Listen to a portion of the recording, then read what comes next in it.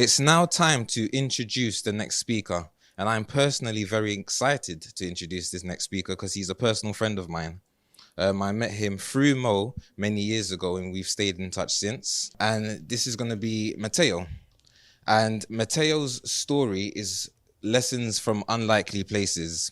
And Matteo's a very interesting man, a man of many talents. He has a master's in African Studies from the University of Bologna. And you may think, why does he have a master's in African Studies? But when you hear his stories, it'll make more sense. And just so you know, he's not wacky. He also has a master's in social policy and development from the LSE. So he's an academic. And his talk today is all about the lessons he's learned from his time serving the justice defenders and in African prisons. So he's been with justice defenders since 2015, and he's now the director of growth. So can we give a warm welcome to Matteo Cassini, please? Thank you.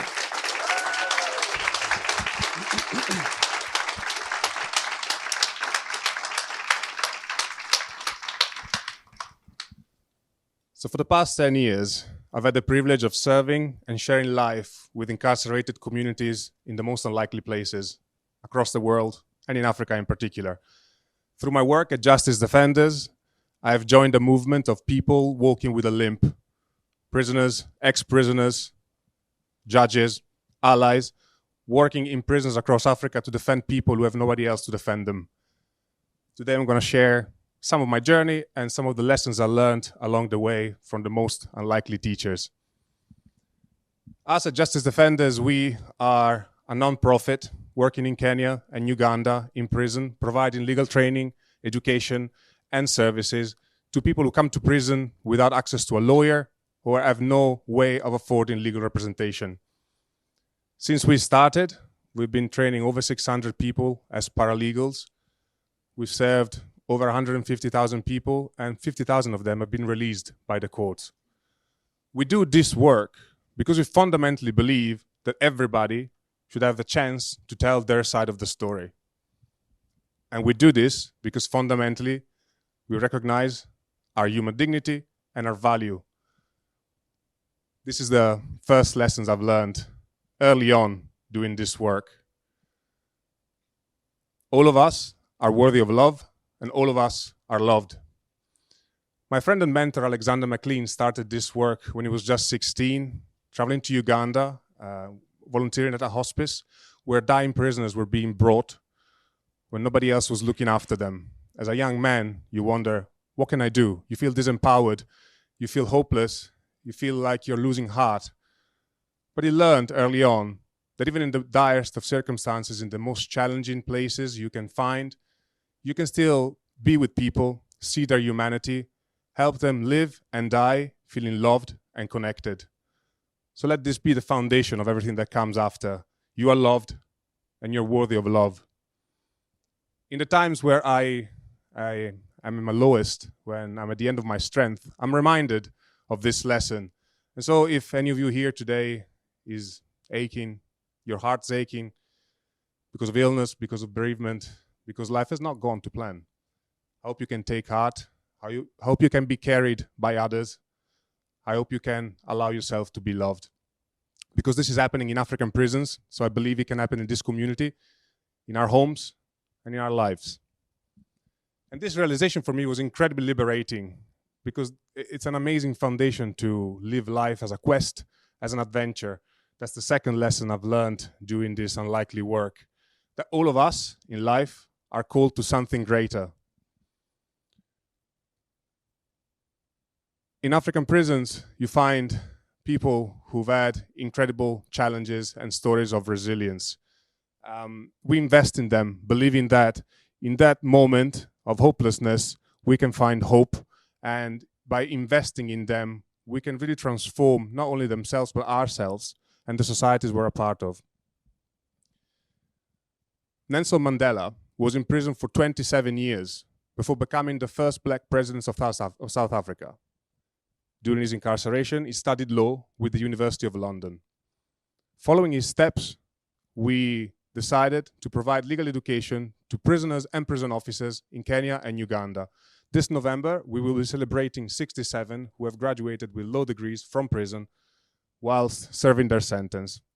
With their skills, they've been serving their communities, and they will serve their communities upon release. Of this amazing cohort, a particular story that I'm fond of is Susan.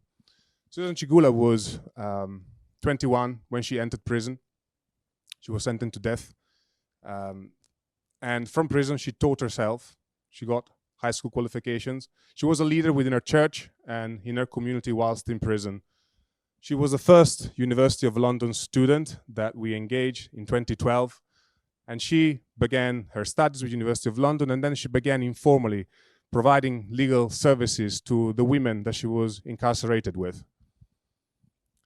There's a case that now bears her name, Susan Chigula, versus the state of Uganda, where she petitioned and won the petition that now carries her name, and now the mandatory death sentence for capital offenses is abolished. After her work, herself and hundreds of others were set free from prison. She completed her studies in 2018, and now she travels the world as a free woman, advocating against the death penalty. When I met Susan in 2015, her brio and her confidence were not as they were today.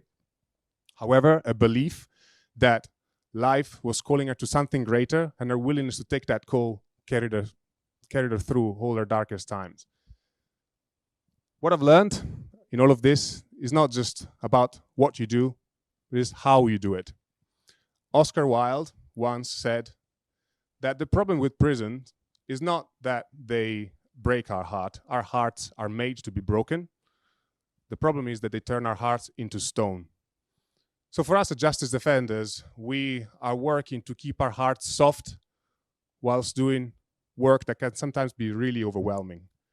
So my invitation to all of you, to all of us, is to keep our hearts soft in the midst of the most difficult circumstances we find ourselves in. My friend and colleague, Maurice Cabrera, was sentenced to death twice over 10 years ago and spent 13 years in prison. He was a prison officer before then, and he was fending for himself in the northern part of Kenya, fighting bandits, and so many of his comrades dying alongside him. His superior framed him, and Maurice was taken to prison for armed robbery. Throughout his journey, he maintained his innocence. He was a broken man when he entered prison, full of hatred and a thirst for vengeance for the people who brought him there. He contemplated suicide many times, and he contemplated the killing of others too. Until one day, he entered the legal office that we established in Kamiti Prison. He met our paralegals and law students, and he found new hope to serve and to be transformed whilst doing the work. Maurice joined our first cohort of University of London students in Kenya, and in 2018, he graduated with his LLB. And in the same year, his fellow paralegals, they completed an appeal on behalf of Maurice that was submitted to the Court of Appeal of Kenya, and Maurice was exonerated and finally became a free man at the end of 2018. He now joins me on the leadership team of our organization, Justice Defenders, leading our legal education work. Next year, he will be admitted to the bar, becoming a High Court advocate of Kenya. Without him keeping his heart soft, letting go of the hatred, letting go of the heavy emotions that brought him to prison, he wouldn't have been able to be where he is today. I'm incredibly inspired by Maurice and by the prisoners we work with who live in the most difficult circumstances, who may get to see their children once in a year, who share cells with hundreds of other, and yet they're able to give compassion and courage and kindness and hospitality. So what does that say about my ability to do the same, about our ability to do the same? Another lesson I've learned in all of this is to slow down, because we are all running a marathon and not a sprint. When you're in prison and you work and share life with people who have life and death sentences, who have decades ahead of them whilst in prison, time moves at a different pace.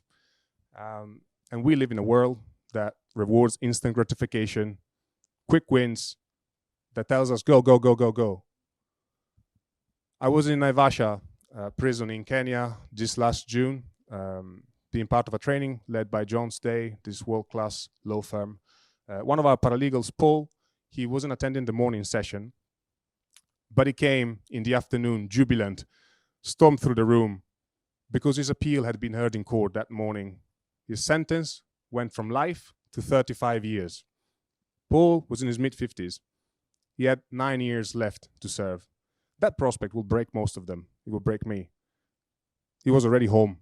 He was already there. And that, again, reminded me of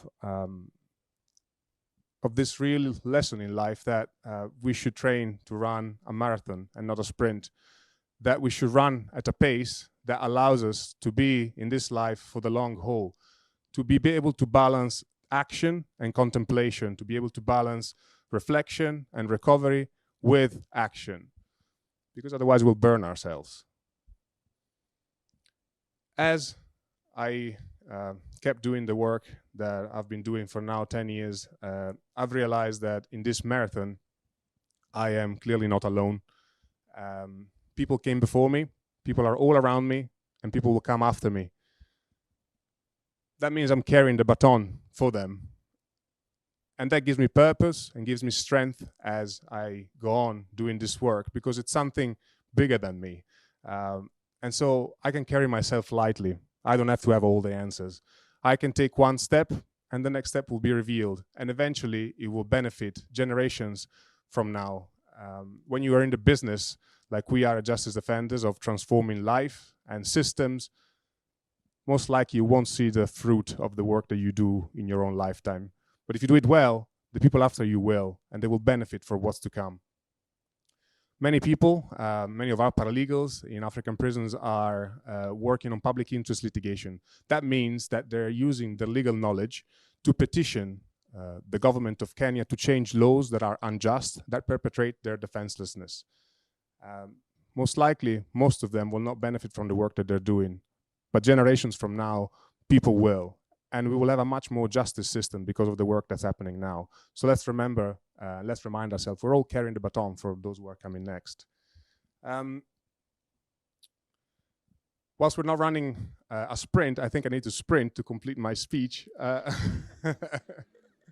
And so I will share the last lesson I've learned, or that I'd like to share today, which is have the courage of your own convictions. Nelson Mandela once said, "It's impossible until it's done." And at Justice Defenders, we often say we're in the business of making the impossible possible. And we've seen it over and over and over again through the stories that I've shared, and we'll continue to see that. Hamisi Mesari, another colleague of mine in Kenya, whom I've met in 2014 when I was just starting. He had just come out of prison then. And again, he was one of the first people who joined our University of London program, studying law whilst incarcerated, and upon release continuing with his studies. He graduated in 2019, but his thirst didn't stop there. His willingness to go all the way from being a defenseless person to becoming a defender of the defenseless led him to continue in his journey. When other people told him it's impossible, you cannot become an advocate, people with lived experience of incarceration have no chance. He persisted with determination and courage in his own conviction. He kept going when others told him it's impossible. And just last year, in December, he was admitted as an advocate of the High Court of Kenya, the first of our generation. That tells us there's no excuse not to have the courage of our own conviction. And when we do, we're able to conquer the impossible. So as I leave you with these reflections and the stories of the people that have inspired them, I hope you will want to learn more about the work of Justice Defenders, and I'll be very happy to share with you later today. And I hope you'll want to support it. And as I close, I'd like to leave you with what's become maybe a mantra or a manifesto for us at Justice Defenders. words that have inspired me. And I'm no man of faith, and this is a Franciscan blessing, but we welcome everyone. I hope they will resonate with you as well.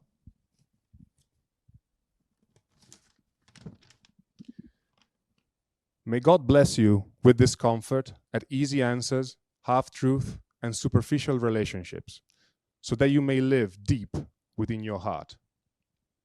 May God bless you with anger at injustice, oppression, and exploitation of people, so that you may work for justice, freedom, and peace.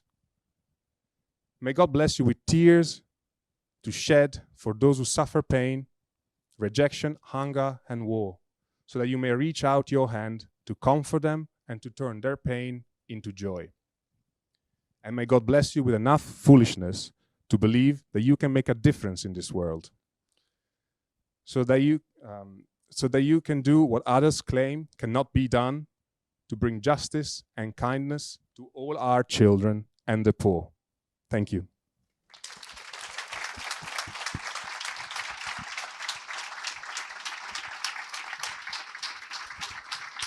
Wow.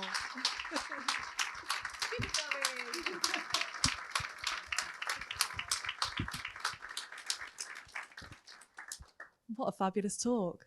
And so inspiring and so unlikely. I think that was the main takeaway, and the word unlikely for me, and just how, that perseverance, that dedication, that want and desire to be better and for the world to be better. It's so present, I think, here today. It's present in Mo. It's present, obviously, in your work, Matteo. And yeah, some really good life lessons. I'm going to have a chat with you because I'm about to do some criminal justice work myself. So, so thank you so much.